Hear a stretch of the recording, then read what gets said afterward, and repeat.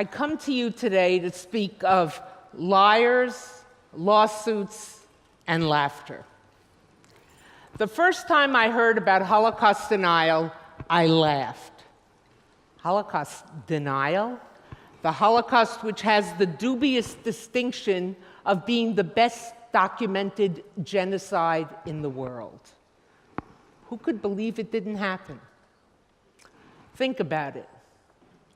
For deniers to be right, who would have to be wrong? Well, first of all, the victims, the survivors, who have told us their harrowing stories. Who else would have to be wrong?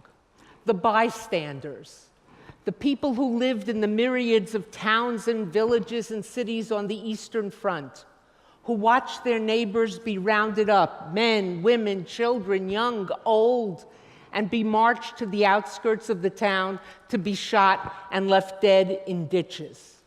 Or the Poles, who lived in towns or villages around the death camps, who watched day after day as the trains went in, filled with people, and came out empty. But above all, who would have to be wrong? The perpetrators, the people who say, we did it, I did it. Now, maybe they add a caveat. They say, I didn't have a choice. I was forced to do it. But nonetheless, they said, I did it. Think about it. In not one war crimes trial since the end of World War II has a perpetrator of any nationality ever said it didn't happen. Again, they may have said I was forced, but never that it didn't happen. Having thought that through, I decided denial was not going to be on my agenda. I had bigger things to worry about, to write about, to research, and I moved on. Fast forward a little over a decade, and two senior scholars of the Holocaust, two most prominent historians of the Holocaust, approached me and said, Deborah, let's have coffee. We have a research idea that we think is perfect for you.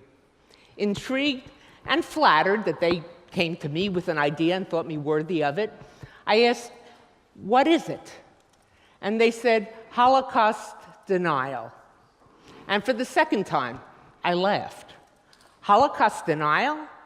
The flat earth folks? The Elvis is alive people? I should study them? And these two guys said, yeah, we're intrigued. What are they about? What's their objective? How do they manage to get people to believe what they say? So thinking, if they thought it was worthwhile, I would take a momentary diversion. Maybe a year, maybe 2, 3, maybe even 4. In academic terms, that's momentary. We work very slowly. And I would look at them. So I did. I did my research, and I came up with a number of things, 2 of which I'd like to share with you today. 1, deniers are wolves in sheep's clothing.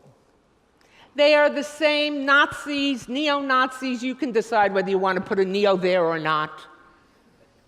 But when I looked at them, I didn't see any SS-like uniforms, swastika-like symbols on the wall, Sieg Heil salutes, none of that.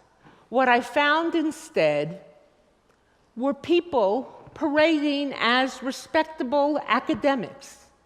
What did they have? They had an institute for historical review. They had a journal, a slick journal, a journal of historical review. One filled with papers, footnote-laden papers. And they had a new name. Not neo-Nazis, not anti-Semites, revisionists. They said, we are revisionists. We are out to do one thing, to revise mistakes in history. But all you had to do was go 1 inch below the surface. And what did you find there? The same adulation of Hitler, praise of the Third Reich, anti-Semitism, racism, prejudice.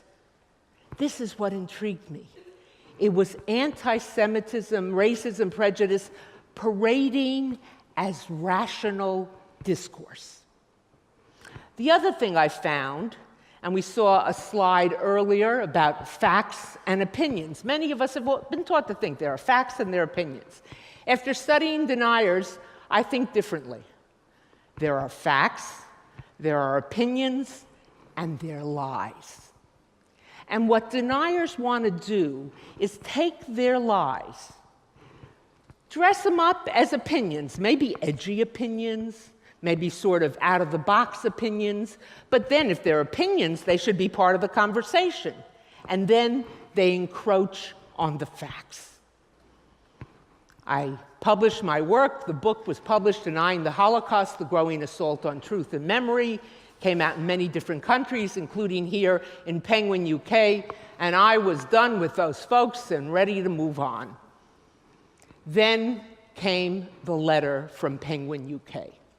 And for the third time, I laughed. Mistakenly. I opened the letter, and it informed me that David Irving was bringing a libel suit against me in the United Kingdom for calling him a Holocaust denier. David Irving suing me? Who was David Irving? David Irving was a writer of historical works, most of them about World War II, and virtually all of those works took the position that the Nazis were really not so bad, and the Allies were really not so good. And the Jews, whatever happened to them, they sort of deserved it. He knew the documents, he knew the facts, but he somehow twisted them to get this opinion. He hadn't always been a Holocaust denier, but in the late 80s, he embraced it with great vigor. The reason I laughed also was this was a man who not only was a Holocaust denier, but seemed quite proud of it. Here was a man, and I quote, who said, "I'm going to sink the battleship Auschwitz."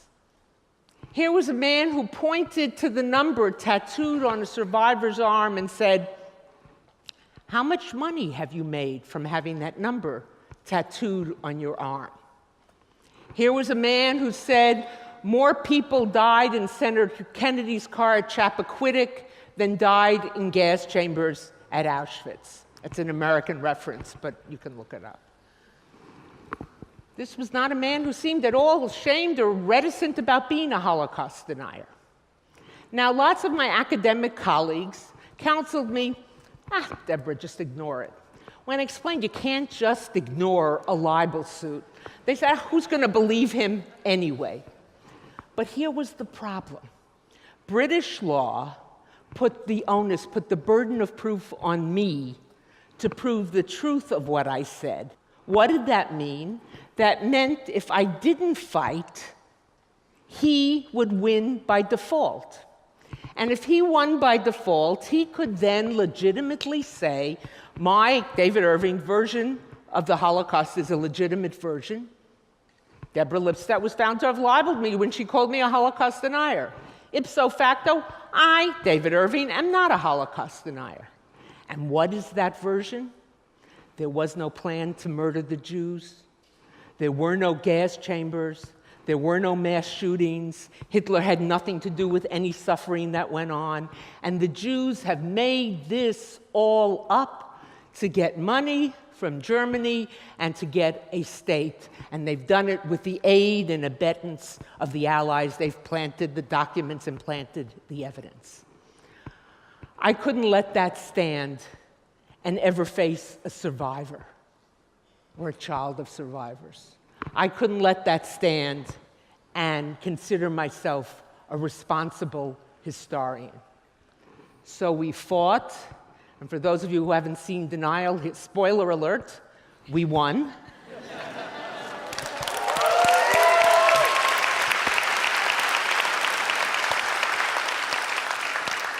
The judge found David Irving to be a liar, a racist, an anti-Semite.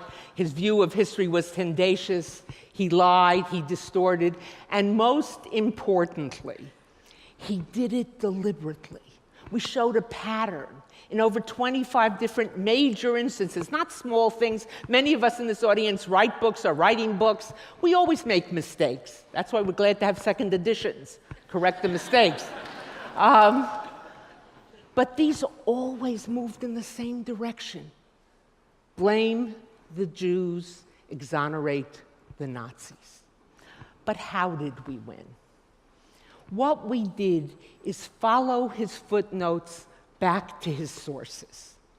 And what did we find? Not in most cases and not in the preponderance of cases, but in every single instance where he made some reference to the Holocaust, that his supposed evidence was distorted, half-truth, date changed, sequence changed, someone put at a meeting who wasn't there. In other words, he didn't have the evidence. His evidence didn't prove it.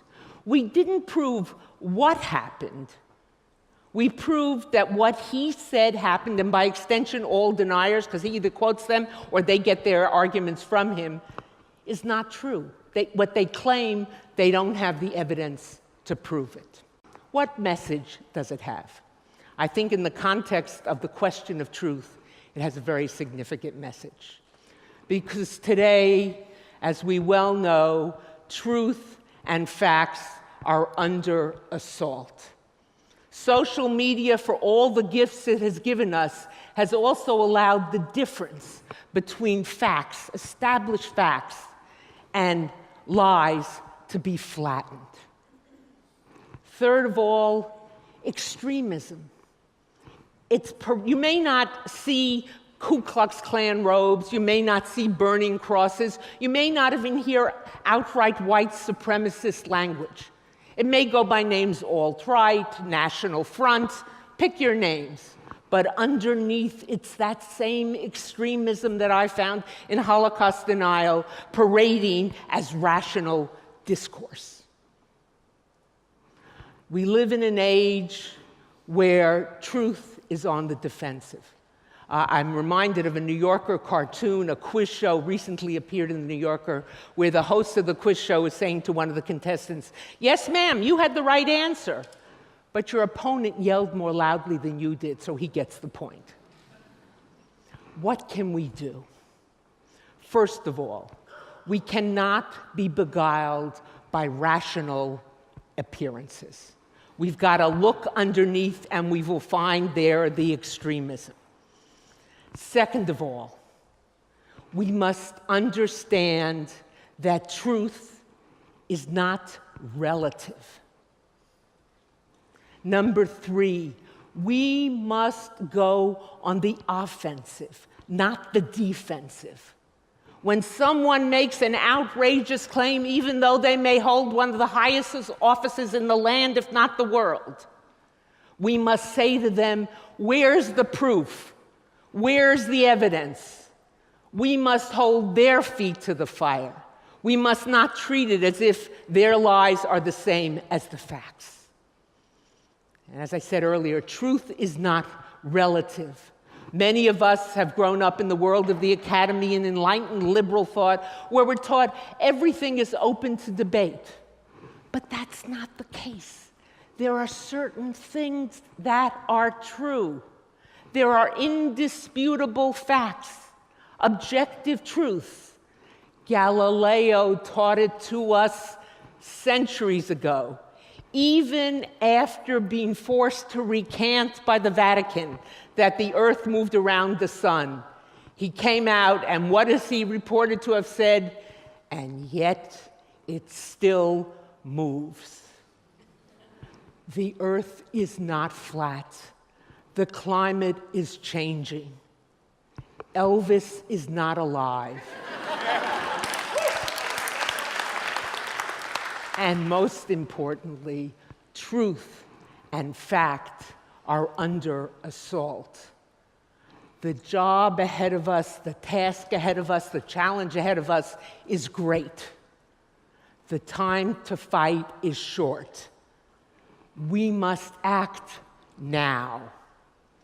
Later will be too late. Thank you very much. Thank you.